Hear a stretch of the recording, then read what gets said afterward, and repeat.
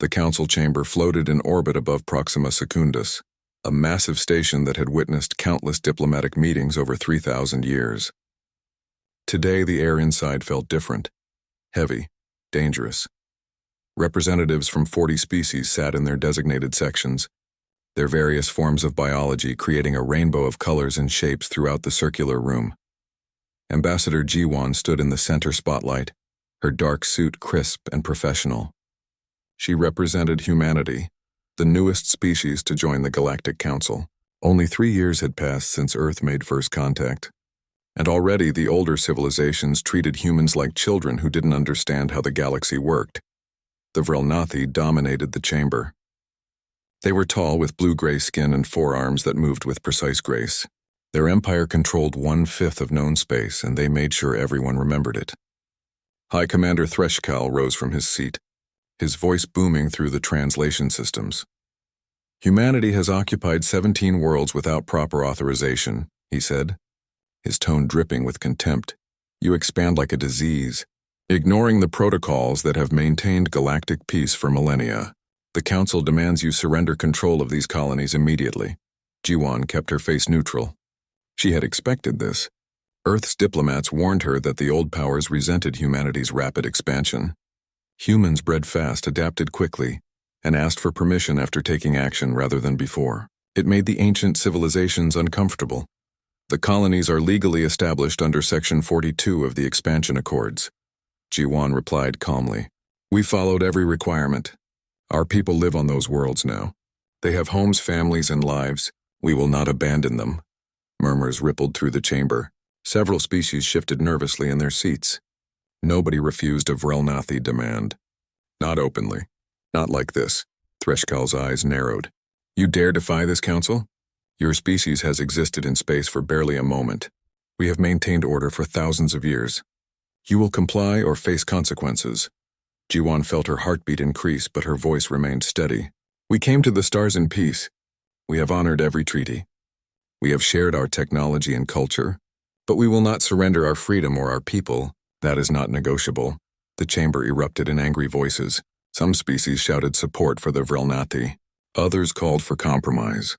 A few remained silent, watching carefully. The council president, an ancient creature whose species name humans couldn't pronounce, called for order. Threshkal stood again, his forearms spread wide. Then the Vrelnathi Empire, with the support of our allies, formally declares humanity in violation of galactic law. We demand full surrender of all colonial holdings, all advanced technology, and submission to Vrelnathi guidance. You have 1 standard week to comply. Jiwan felt the weight of the moment. History turned on decisions like this. She thought about Earth, about the billions of humans who trusted their leaders to protect them. She thought about humanity's past, the wars and struggles that nearly destroyed their species a dozen times. She thought about what her grandfather taught her. Never bow to bullies. You are making a terrible mistake, she said quietly. Her words carried to every translator in the chamber. Humanity has survived extinction events, global wars, plagues, and catastrophes that would have ended other species. We crawled up from caves and reached the stars. We did not come this far to kneel. Threshkal laughed, a harsh sound that made several smaller species flinch. Your primitive history means nothing. You fight with nuclear weapons and chemical warfare like barbarians. We have technologies you cannot comprehend. Our fleets have never known defeat. Submit now or be crushed. The council president called for a vote. The display showed the results instantly. Unanimous support for military action against humanity. 40 species voted to bring Earth and its colonies under control by force. Only humanity voted against it. Jiwan gathered her datapad and prepared to leave. Before she exited, she turned back to face the chamber one final time. Her voice was soft but clear. You don't know what you've just awakened. Humanity doesn't know how to surrender. We only know how to survive. I pray to whatever gods you worship that you realize your error before it's too late. She walked out of the chamber, her footsteps echoing in the sudden silence. Behind her, the council members began discussing fleet deployments and occupation strategies. They expected the war to last days, maybe weeks at most. They expected humanity to break quickly when faced with overwhelming force. They expected wrong. Across the galaxy, military analysts watched the council's decision with mild interest. Another primitive species would learn its place.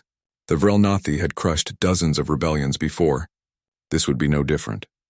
But in the depths of human space on Earth and its hidden military installations, a different kind of preparation began.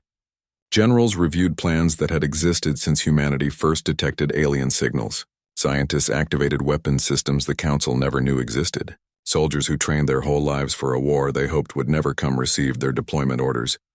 Humanity had 3,000 years of peace to study, but they had 10,000 years of war to remember. And they remembered everything. The Vrelnathi Armada dropped out of faster-than-light travel at the edge of the Kepler system. 100 warships, each the size of a small city, hung in space like metal gods.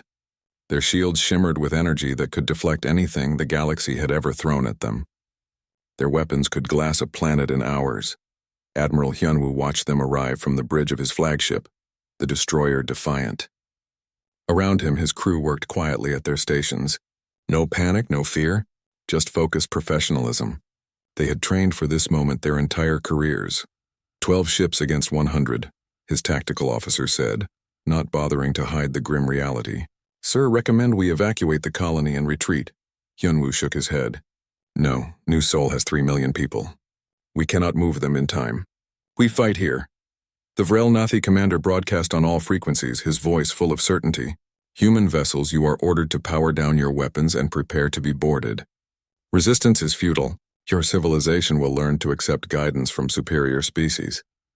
Hyunwoo touched the communication button. This is Admiral Hyunwoo of the Human Defense Fleet. You have entered our space with hostile intent. Leave now or face the consequences. Laughter came back through the channel. Your people have such amusing arrogance. We shall enjoy teaching you humility.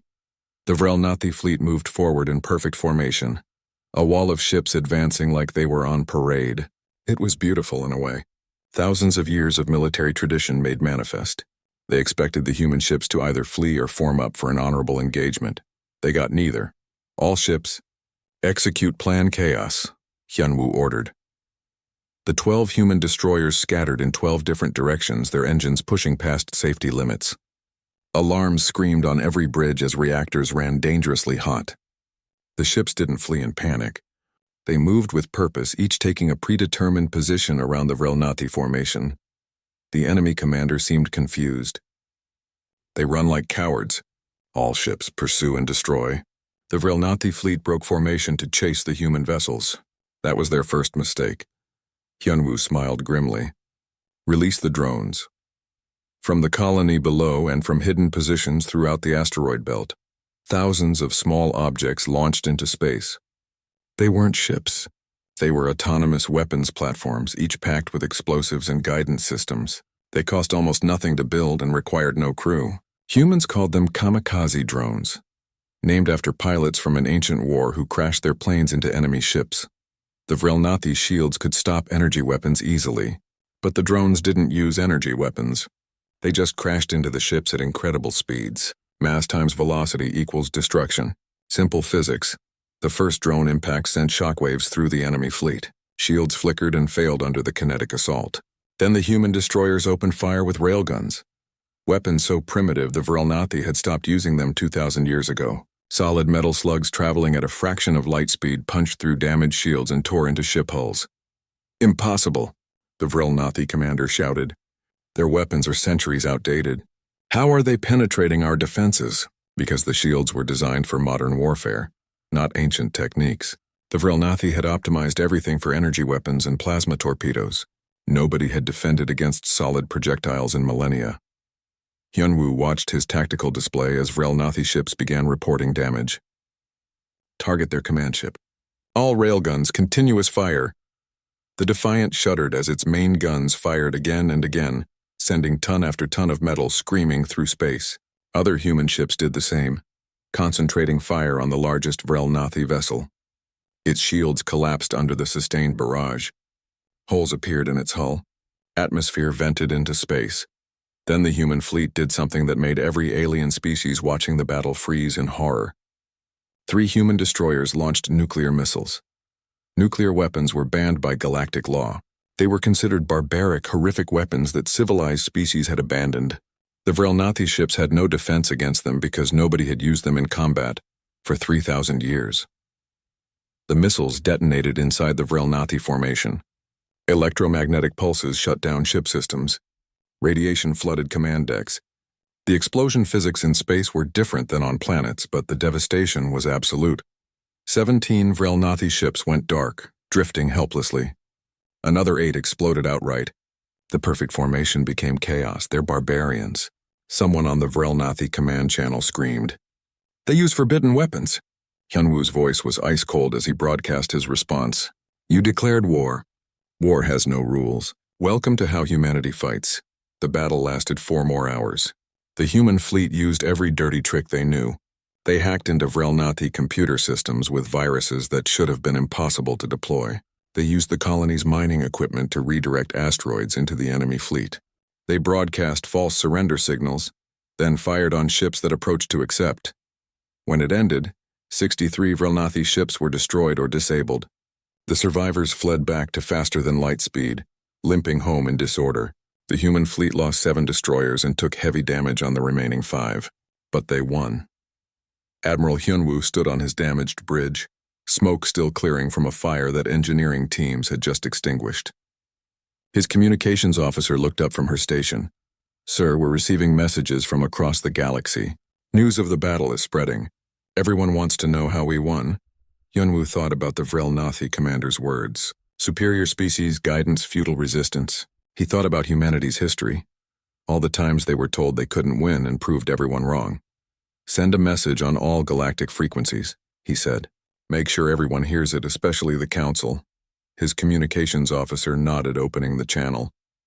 Hyunwoo spoke clearly. This is Admiral Hyunwoo of Earth. To all species who believe humanity will surrender, you have made a critical error. You thought we were weak because we are young. You thought we were primitive because our weapons are simple. You forgot to ask why we developed such weapons in the first place. We have been fighting wars since before we had language. We have been killing each other with everything from rocks to nuclear fire. You wanted war with us. Congratulations, you have no idea what you've started. The message went out across 100 star systems. In council chambers and military headquarters, alien commanders watched the recording. They saw the burning Vrelnathi ships. They saw the human vessels, damaged but victorious. They saw what happened when someone pushed humanity into a corner. The galaxy was paying attention now. Intelligence Officer Minji stood before the emergency council session, her face projected on screens throughout the chamber. She had spent the last week analyzing captured human military databases, and what she found disturbed her deeply. The council members waited impatiently for her report. I will be direct, Minji began, her voice steady despite the gravity of her findings. We have made a catastrophic error. Humanity is not primitive. They are specialized. They have spent their entire existence perfecting one thing: warfare. High Commander Threshkal, his pride still wounded from the battle at Kepler, interrupted. Nonsense. They won a single engagement through barbaric tactics. Our grand fleet will crush them easily. Minji pulled up a display showing human historical records. Please review these files. This is humanity's military history, not their recent history. All of it. The chamber fell silent as the data appeared. Battle after battle, war after war, conflict after conflict. 10,000 years of organized violence documented with frightening precision. Every tactic, every strategy, every innovation in killing other beings. They fought wars before they invented writing, Minji continued. They have weapons older than most of our civilizations. They developed concepts we never needed words for. Totalva, scorched earth. Mutually assured destruction. These are not theoretical ideas to humans. They are historical facts. She pulled up more files. This is World War I. Humanity killed 17 million of their own species using poison gas, machine guns, and trench warfare. This is World War II, 60 million dead. They invented nuclear weapons and used them on their own planet. They nearly made their homeworld uninhabitable. Twice. A council member from a peaceful species made a sound of distress. Why? Why would they kill their own kind so efficiently? Because they could, Minji said quietly.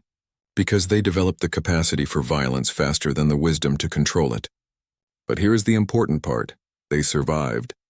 Every catastrophe that should have ended them only made them stronger. They learned. They adapted. They documented everything. She displayed tactical manuals, strategy guides, and military academies.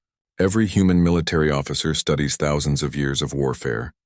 They learn from victories and defeats that happened before their ancestors climbed down from trees. They have war colleges dedicated to analyzing battles from ancient history. They write poetry about combat. They make movies celebrating soldiers. War is woven into their culture. Threshkal waved a dismissive hand. Ancient history. We have modern weapons they cannot match. Minji turned to face him directly. Your ships have shields optimized for plasma weapons because that is what civilized species use. Humans use railguns because they studied what works, not what is honorable. You form fleets in neat formations because that is tradition. Humans scatter and use guerrilla tactics because it wins. You follow laws of warfare. Humans wrote those laws to limit themselves, and they break them when survival demands it. She pulled up more disturbing data. This is Vietnam. A human nation-state fought another human faction for 20 years. The weaker side won by refusing to fight conventionally. This is Afghanistan. Multiple empires tried to conquer it. All failed. Humans understand asymmetric warfare better than any species in the galaxy, because they invented it. The chamber erupted in angry voices. Some council members refused to believe it. Others demanded immediate military action to crush humanity before they became a greater threat. A few sat in stunned silence, understanding the implications. Minji raised her voice. There is more. Humans have no concept of acceptable losses in survival situations. I found military documents outlining nuclear response protocols. If Earth is attacked, they have automated systems that will launch thousands of nuclear weapons at enemy worlds. Even if every human dies, their weapons will continue fighting. That is suicide, someone protested. No, Minji corrected. That is mutually assured destruction, a human strategic doctrine. If they cannot win, they ensure everyone loses. They would rather die than submit. This is not bravado. This is cultural programming going back millennia. She displayed casualty projections. Human military planners calculate acceptable losses for operations. They have percentages they consider reasonable. 20% casualties is a hard fight.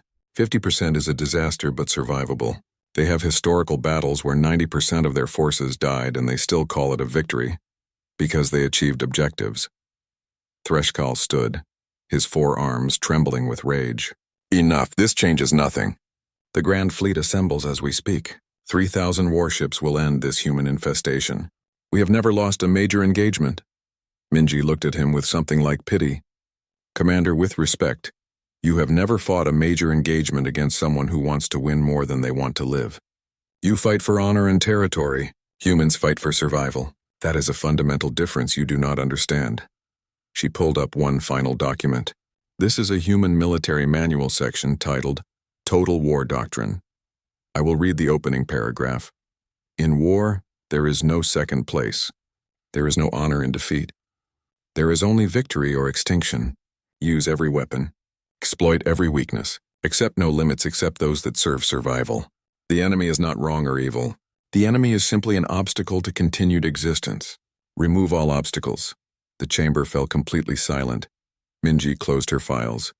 They have strategies for fighting in zero gravity, underwater, underground, in toxic atmospheres and in environments that would kill other species.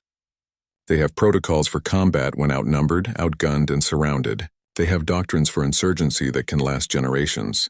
They have planned for every possible defeat and created contingencies we cannot predict.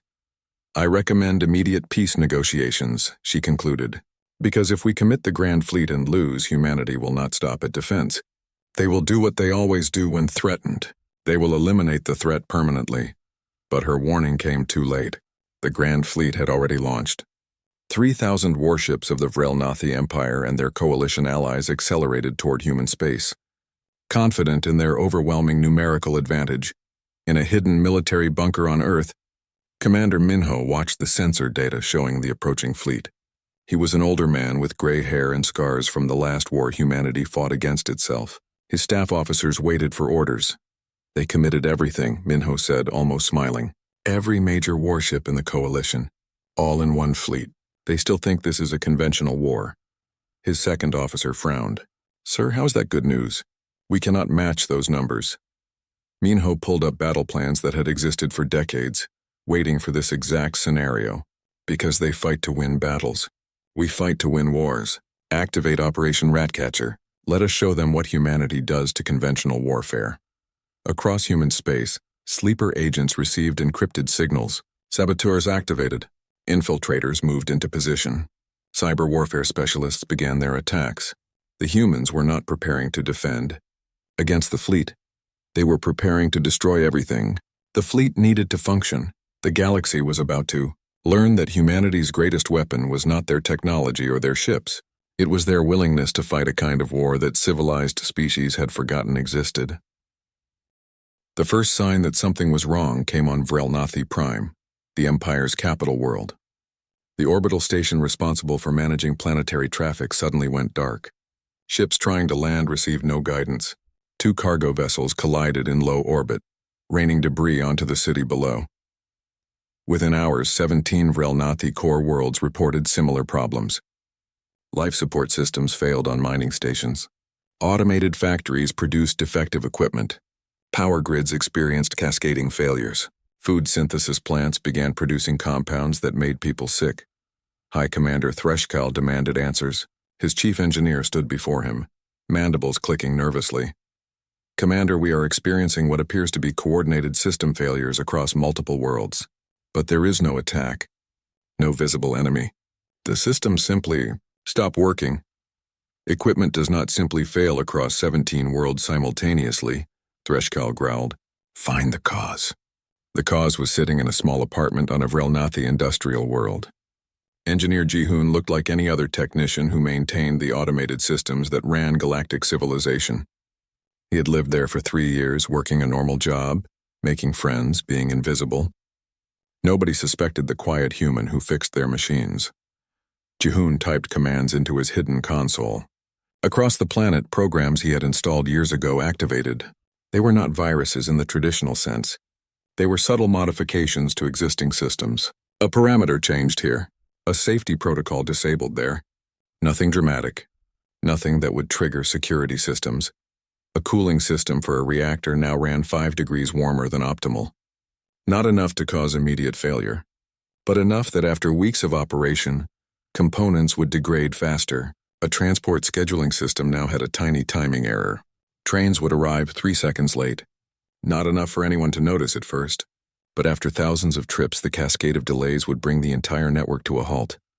Jihoon was one of hundreds. Across Vrelnathi space, human sleeper agents activated protocols they had prepared during years of peaceful trade and cultural exchange. Some were actually human. Others were sympathetic aliens who realized the Council's war was unjust. They worked in power plants, shipyards, government offices, and military installations. They did not blow things up. They did not assassinate leaders. They simply made civilization stop working. Meanwhile, the Grand Fleet advanced toward Earth, unaware that their supply lines were collapsing behind them. The fleet was magnificent.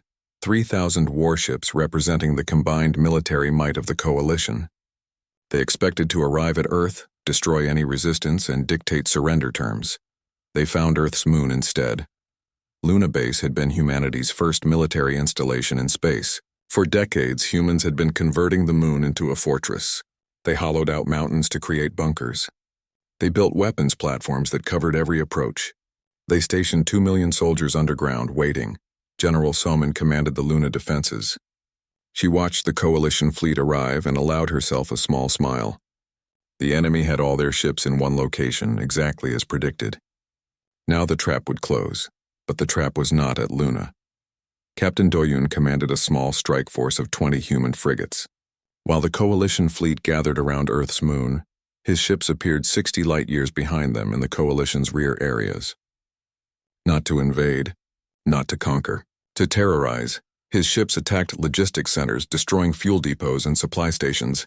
They hacked communication networks and broadcast messages to civilian populations. They showed footage of the Battle of Kepler, the Vrelnathi fleet burning. They showed interviews with Vrelnathi prisoners talking about how unprepared their military was. But most effectively, they showed documentaries about human history. They showed World War II. They showed nuclear weapons destroying cities. They showed humans fighting humans with a brutality that made alien viewers sick, and every broadcast ended with the same message. This is what humans did to each other. Imagine what we will do to you. Panic spread through coalition civilian populations. They had been told the war would be easy. They had been told humans were primitive. Now they watched cities burning on their news feeds and listened to military leaders fumbling for explanations. Support for the war collapsed. The Vrelnathi tried to suppress the broadcasts, but the humans had infiltrated too deeply. Every time they shut down one transmission, 3 more appeared. The humans were not just fighting a military campaign. They were fighting a psychological war. On Vrelnathi Prime, citizen protests erupted. Why are our systems failing? They demanded. Why did you start this war? The government blamed human sabotage, which was true, but it only made people angrier. If humans could sabotage their homeworld this easily, what else could they do? 3 coalition species quietly announced they were withdrawing military support. They claimed domestic concerns, but everyone knew the truth. They were afraid. Not just of losing battles, but of what humanity would do if the war continued. Threshkal watched his empire crumbling. The Grand Fleet sat uselessly around Earth's moon while his core worlds burned. He had 3,000 ships and nowhere effective to use them.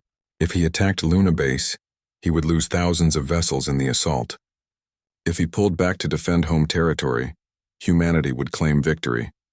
He made the decision that military commanders throughout history had made when pride overruled wisdom. He ordered the attack. All ships assault Luna Base, overwhelming force. Break them and end this war.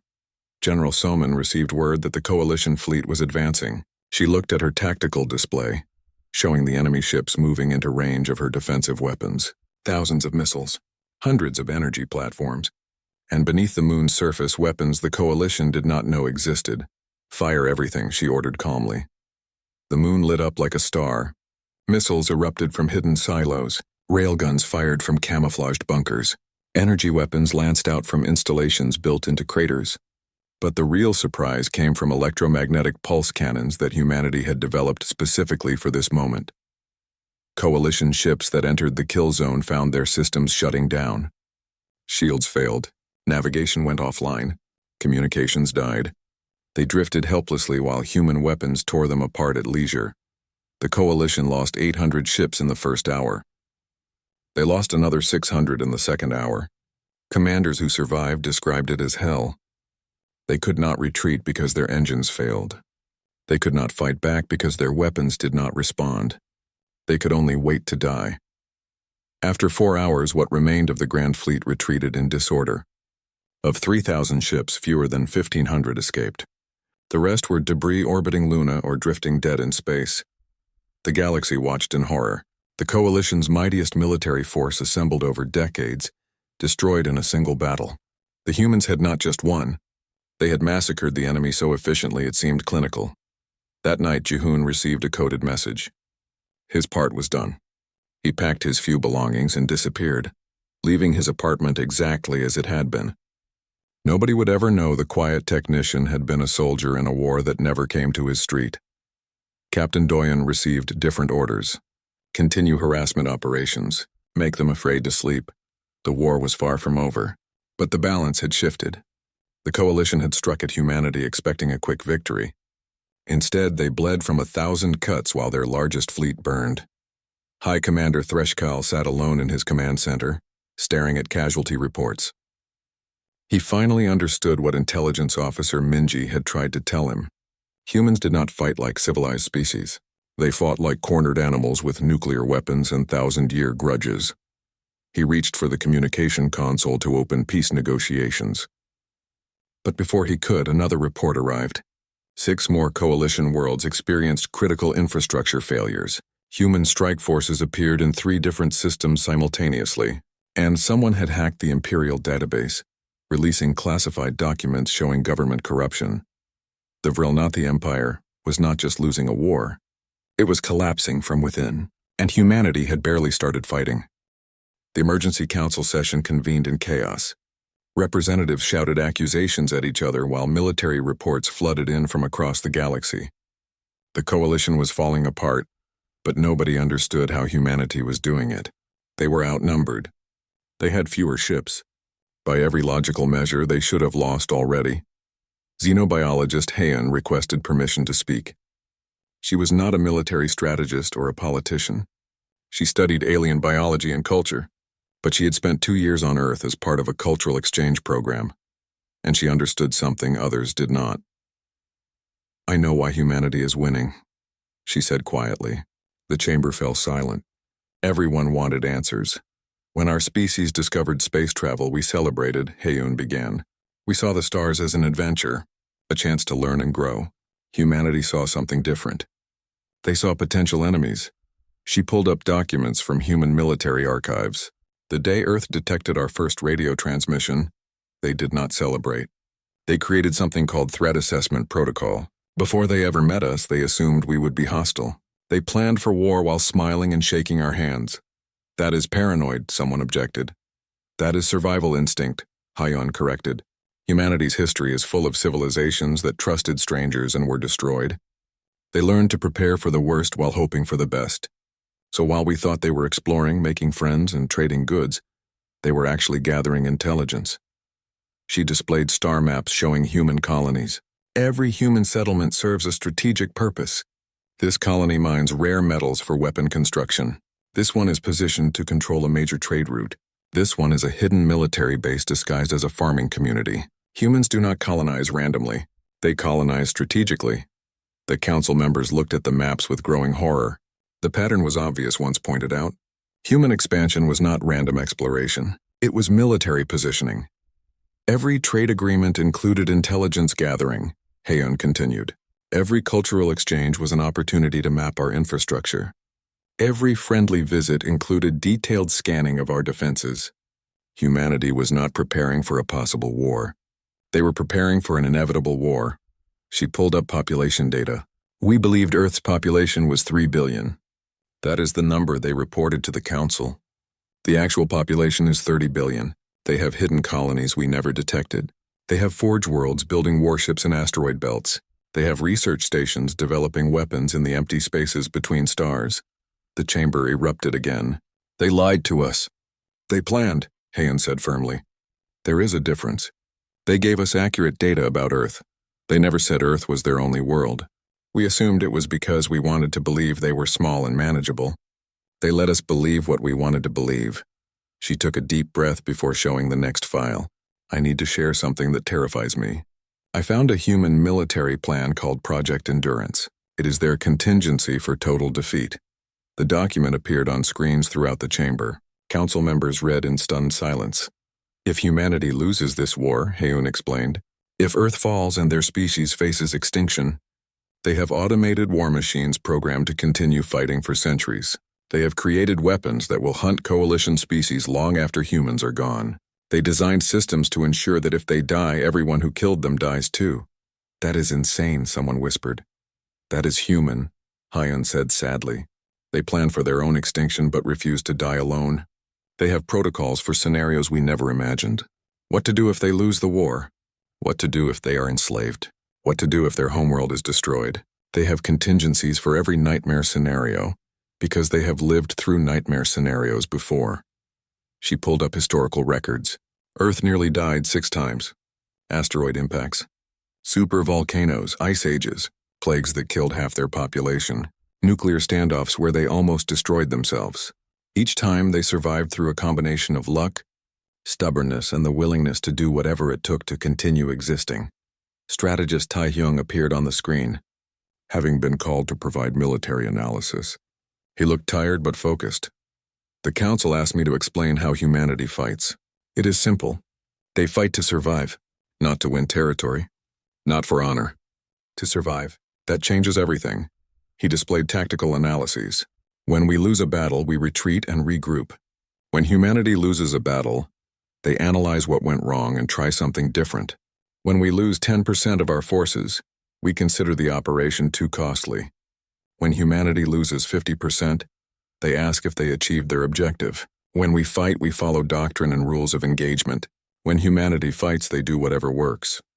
This is barbaric, a council member protested. This is effective, Tae-hyung countered. They have a saying, if you find yourself in a fair fight, your tactics are wrong. They do not seek fair fights. They seek victory by any means necessary.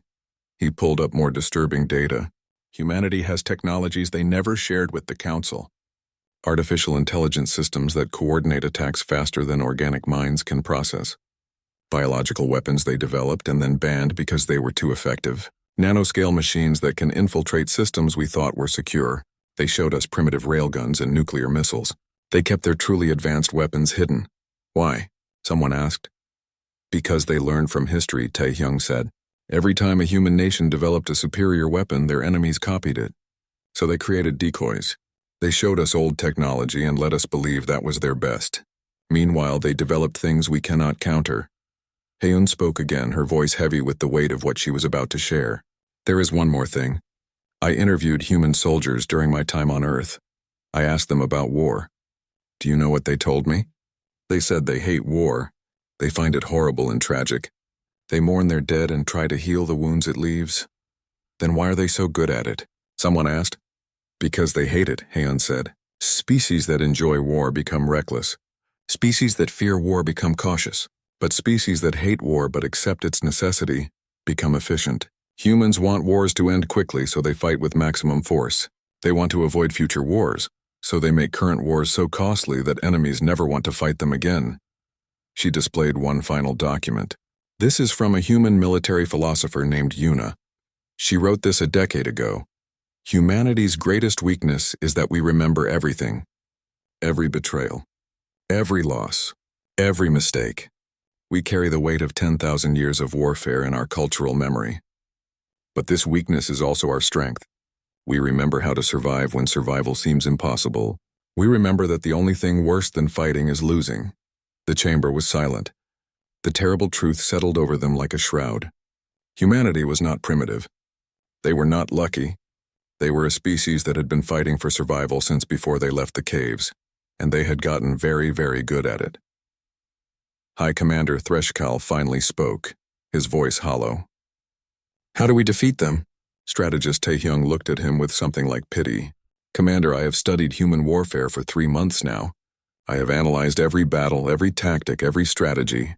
I have read their history and their military doctrine. And I can tell you with absolute certainty, you cannot defeat them. Not the way you want to. You can kill humans. You can destroy their ships. You can even glass their worlds. But you cannot make them surrender. The harder you fight, the harder they fight back. The more you hurt them, the more determined they become. They are not built to quit. Then what do we do? Threshkal asked quietly. You pray they accept a peace treaty, Tae-hyung said. Because if they decide this war continues until one species is extinct, I do not think it will be humanity. The session adjourned in grim silence. Outside the chamber, coalition military forces continued to collapse under the weight of human psychological warfare, sabotage, and guerrilla tactics. The Grand Fleet was scattered and demoralized. The homeworlds were paralyzed by infrastructure failures and civilian unrest.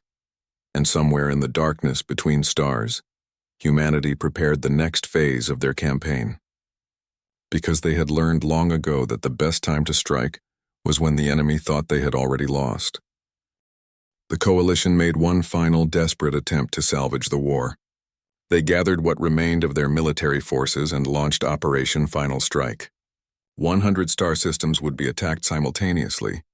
Every known human colony, every military installation, every trade station, overwhelming force applied everywhere at once to break humanity's will. Admiral Heejin watched the coalition fleets approaching from her command center deep inside an asteroid. The sensor data showed thousands of ships converging on human holdings. It was exactly what human strategic planning had predicted 6 months ago. They are committing everything, her tactical officer reported. Every available warship from 40 species. This is their entire military capability. Heejin smiled coldly. Then we have them exactly where we want them. Execute Protocol Ragnarok. Protocol Ragnarok was humanity's ultimate trap. Every engagement for the past 3 months had been carefully designed to make the coalition believe certain things.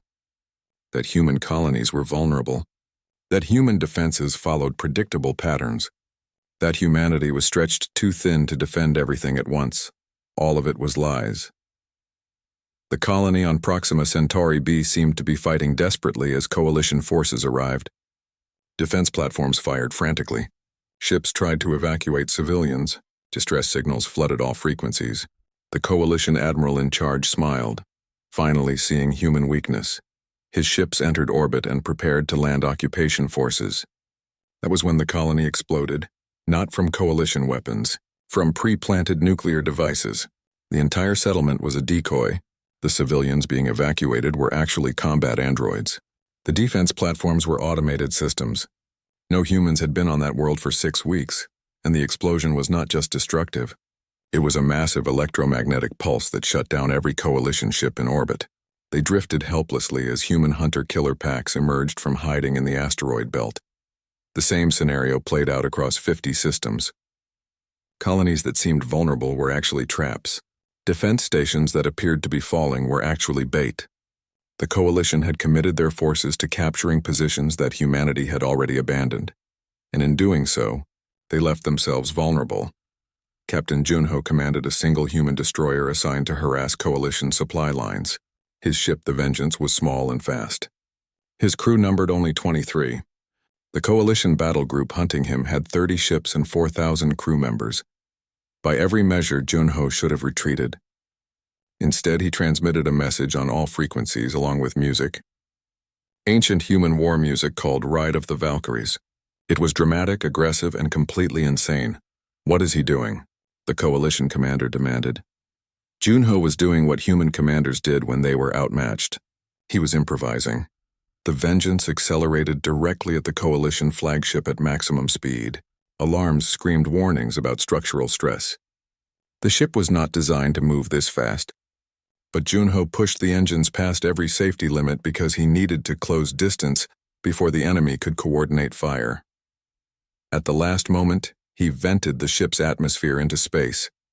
The sudden release of gas changed his trajectory just enough to dodge incoming fire.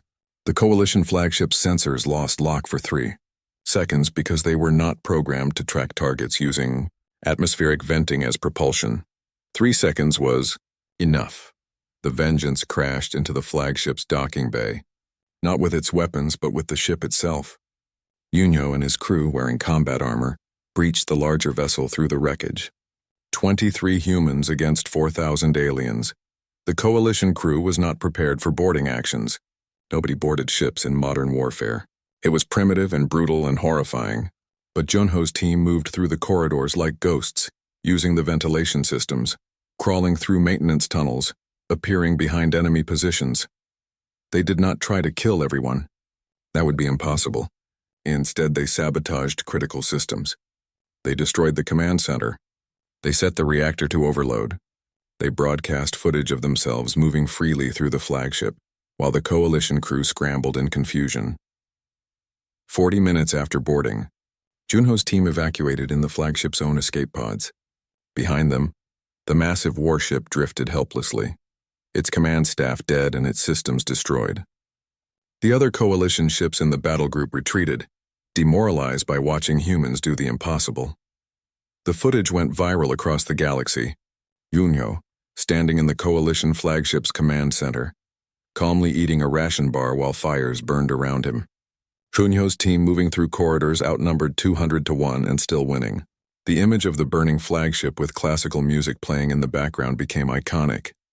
But the real damage was psychological. If humans could capture a flagship with 23 soldiers, what else could they do? How many more were hiding in places the coalition thought secure? Admiral Heejin received reports from across the battlespace. Coalition forces were retreating from 60% of target systems. 30% reported successful occupation, but were finding human resistance impossible to suppress. 10% had successfully secured objectives, but discovered those objectives had no strategic value. Operation Final Strike was failing, not because humanity had superior forces, but because they had superior planning. The humans had spent months preparing this exact scenario. Every system that looked valuable was actually a trap or a decoy. Every system that looked worthless actually contained critical resources or hidden bases. The coalition had committed everything to attacking what they could see. They forgot to look for what was hidden. High Commander Threshkull received the casualty reports in his private quarters. 50% losses. His empire's military was broken. The coalition was fracturing as member species blamed each other for the disaster. Civilian populations demanded peace. His own government was facing collapse. He had lost. Not just a battle or a campaign. He had lost the war. The question now was whether he could salvage anything from the defeat. He opened a communication channel to Earth. The face that appeared was Ambassador Jiwan, the human he had dismissed so arrogantly months ago. She looked older now, tired, but her eyes held something that made Threshkal uncomfortable. Not hatred, not triumph, just cold calculation. I wish to discuss terms of surrender, Threshkal said, the words tasting like ash in his mouth. There will be no surrender, Jiwan replied. There will be accountability. What do you want? Threshkal asked, though he already feared the answer. Everything, Jiwan said simply. You declared war on humanity. You attacked our colonies. You killed our people. You wanted to make us submit. Now you will learn what submission actually means. Threshkal felt his world crumbling. We will fight to the last ship. No, you will not, Jiwan said with disturbing certainty. Your civilian population wants peace. Your military is demoralized and scattered. Your government is facing revolution. Your allies are abandoning you. If you continue fighting, you will not lose honorably. You will simply cease to exist as a civilization. She leaned forward. But we are not monsters. We do not want genocide. We want peace. Real peace. The kind that lasts because everyone is too afraid to break it. So here are humanity's terms. You will accept them, or we will continue this war until there is nothing left of your empire but radioactive rubble and history lessons about species that thought they could bully humans. The terms appeared on Threshkal's screen. They were harsh but not impossible. Reparations, military limitations, human observers, technology sharing, and one final requirement that made his blood run cold. The coalition would formally acknowledge humanity as the guarantor of galactic security. You want to become the galaxy's police force? Threshkal asked. We want to ensure nobody ever starts a war like this again, Jiwan corrected. We did not want this fight. You forced it on us. Now you will live with the consequences. Either you accept our protection, or you face the possibility that someone else will do what you did. And next time, humanity will not show mercy. Threshkal looked at the terms again. Pride demanded he refuse. Logic demanded he accept. Survival demanded he swallow his dignity. I will present these terms to the council, he said finally. You have one standard week, Jiwan replied. After that, we resume operations. And Threshkal? This is the generous offer. The one we make while we still remember mercy. If you force us to continue fighting, the next offer will not be this kind. The transmission ended. Threshkal sat in silence, realizing he had started a war expecting to teach humans their place. Instead, humanity had taught him something far more terrifying. That the most dangerous species in the galaxy was the one that desperately did not want to fight but had no equal when forced to. The old Galactic Council chamber was demolished. In its place, humanity constructed something new. Not a symbol of equality, but a reminder of reality. The new assembly hall was built on neutral ground, but it orbited a human military station. Everyone who attended would see human warships outside the windows. President Seojin addressed the first session of the reformed Galactic Assembly from the command bridge of battle carrier Indomitable. He was a tall man with gray hair and eyes that had seen too much war. Behind him, human officers moved efficiently at their stations. The message was clear. Humanity was no longer asking for permission. The war is over, Seojin began, his voice carried to every world in the galaxy. The Vrelnathi Empire has dissolved. 37 species have signed peace treaties with humanity. The coalition no longer exists. The old order is gone. He paused, letting the words sink in. Some of you believe humanity will become tyrants, that we won this war only to enslave others. You are wrong. We do not want an empire. We do not want to rule you. But we will never again be vulnerable. The terms of the new galactic order appeared on screens across the assembly. Human military observers on every member world. Fleet size limitations for all species except humanity. Mandatory transparency in military development. Economic integration with human markets. And most importantly, human veto power over any military action. These terms are not negotiable. Seojin continued. You may find them harsh, but consider the alternative. We could have destroyed the Vrelnathi completely. We could have occupied your worlds. We could have done to you what you planned to do to us. We chose mercy. Do not mistake mercy for weakness. Ambassador Jiwan stood in the assembly chamber itself, representing humanity among the alien delegates. Many would not meet her eyes. They remembered her warning before the war. They remembered dismissing her words. Now they sat in an assembly built on human terms, surrounded by human weapons, and listened to human demands. "The galaxy is changing," Jiwan said. "For thousands of years you maintained order through tradition and protocol. That order failed. It failed because you forgot that peace is not natural. Peace is maintained by strength. Not the strength to attack, but the strength to ensure no one dares attack you." A representative from a small species raised their voice. "You speak of peace, but you threaten us with weapons." "We guarantee peace," Jiwan corrected. "There is a difference. Any species that wishes to live peacefully will find humanity a generous partner. We will share technology. We will trade fairly. We will defend our allies.